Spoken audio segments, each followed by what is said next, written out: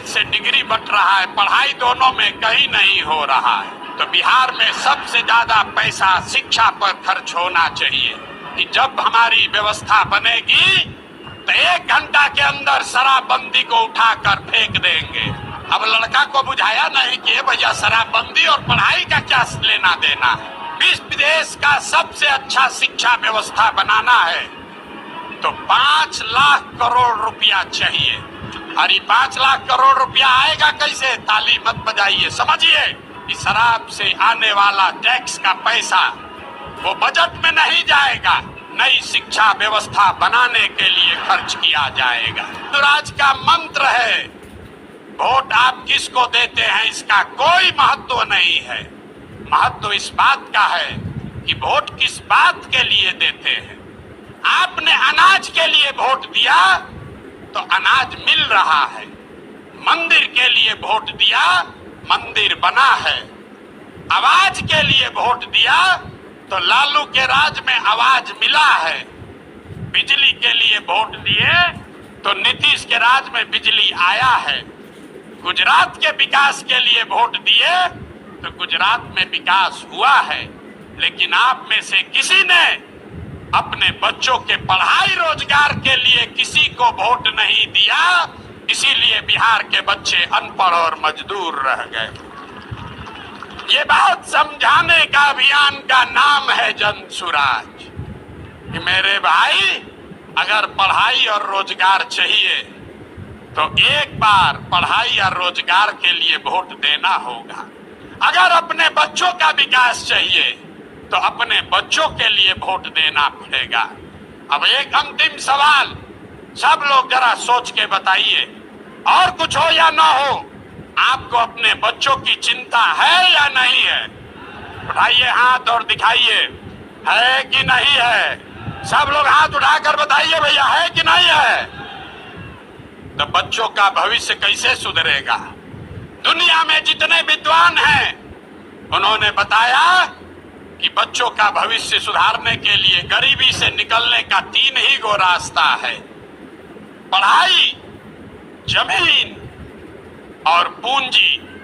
3 ही रास्ता है गरीबी से निकलने का। अगर आप पढ़ लिख जाएगा, आपका बच्चा पढ़ लिख कर नौकरी रोजगार कर लेगा तो उसकी गरीबी खत्म हो सकती है। अगर आप पढ़े लिखे नहीं हैं, आपके पास जमीन हो तो खेती किसानी करके भी आपका बच्चे का जीवन सुधर सकता है। और अगर दोनों नहीं है तो पैसा पूंजी अगर हो, कोई आपको कर्ज भी दे दे तो कोई ना कोई छोटा मोटा रोजी रोजगार दुकान व्यापार करके भी आप अपना जीवन सुधार सकते हैं। बिहार में ध्यान से देखिएगा तो यहाँ पर ज्यादातर लोगों के पास ये तीनों में तीनों चीज नहीं है। यहाँ रहने वाले जितने गरीब लोग हैं उनके बच्चों के पास पढ़ने का कोई सुविधा ही नहीं है। गरीब का बच्चा जा रहा है पढ़ने, वहां पढ़ता नहीं है, खिचड़ी खाया और घरे चला आया। कॉलेज में खिचड़ी नहीं बट रहा है लेकिन वहां से डिग्री बट रही है। बिहार के शिक्षा व्यवस्था का हाल ये है, स्कूल से खिचड़ी और कॉलेज से डिग्री बट रहा है, पढ़ाई दोनों में कहीं नहीं हो रहा है। तो अगर पढ़ाई चाहिए क्योंकि यही रास्ता है गरीबी से निकलने के लिए, तो बिहार में सबसे ज्यादा पैसा शिक्षा पर खर्च होना चाहिए। इसलिए जन सुराज कह रहा है कि जब हमारी व्यवस्था बनेगी तो 1 घंटा के अंदर शराबबंदी को उठाकर फेंक देंगे। 1 घंटा के अंदर शराबबंदी को उठाकर फेंक देंगे। अब लड़का को बुझाया नहीं कि भैया शराबबंदी और पढ़ाई का क्या लेना देना है। हम बताते हैं क्या लेना देना है। अगर बिहार में विश्व देश का सबसे अच्छा शिक्षा व्यवस्था बनाना है तो 5 लाख करोड़ रुपया चाहिए। 5 लाख करोड़ रुपया चाहिए अगले 10 वर्ष में, तो देश का सबसे अच्छा शिक्षा व्यवस्था बिहार में बना दिया जाएगा। और ये 5 लाख करोड़ रुपया आएगा कैसे? ताली मत बजाइए, समझिए जो शराबबंदी हटाएंगे तो ये तय किया कि शराब से आने वाला टैक्स का पैसा वो बजट में नहीं जाएगा, नेताजी के सुरक्षा के लिए नहीं खर्चा होगा, सड़क बिजली पानी के लिए नहीं होगा। जितना शराबबंदी के टैक्स का पैसा होगा अगले 20 बरस बिहार में सिर्फ और सिर्फ नई शिक्षा व्यवस्था बनाने के लिए खर्च किया जाएगा। अब समझ में आया काहे हटाना चाहते हैं? हर बरिस 20,000 करोड़ रुपया शराबबंदी के चलते नुकसान हो रहा है, तो 20